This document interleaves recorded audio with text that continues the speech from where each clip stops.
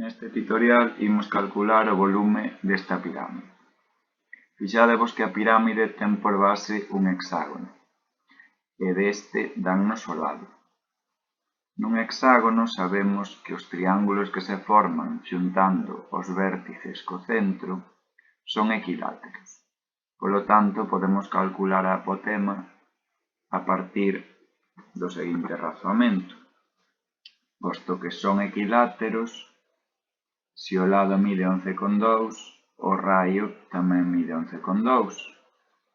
Polo tanto, a metade da base é a metade de 11,2, que son 5,6, e polo tanto construímos un triángulo onde un dos catetos é a apotema, o outro é 5,6 e a hipotenusa é 11,2. Polo tanto, podemos calcular a apotema a partir do teorema de Pitágoras, que vemos que é 11,2 ao cuadrado menos 5,6 ao cuadrado, daría a apotema ao cuadrado. Logo, temos que calcular a súa raíz cadrada para observar que esta medida dá aproximadamente 9,6. Unha vez que temos calculado o valor da apotema, temos que calcular a área do hexágono.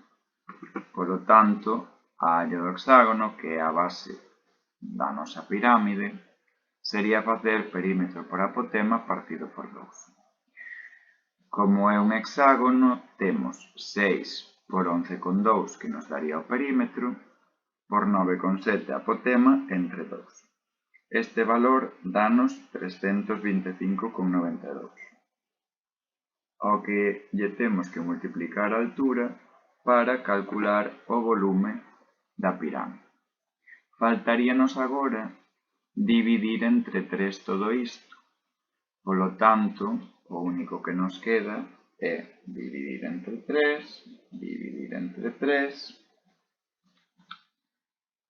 e o resultado danos 2172,8 centímetros cúbicos. Fixadevos que isto que tiñamos ata aquí dábanos o volume do prisma con esa mesma base de altura 20, para ter outro exemplo de como calcular prismas a parte desta pirámide que acabamos de calcular.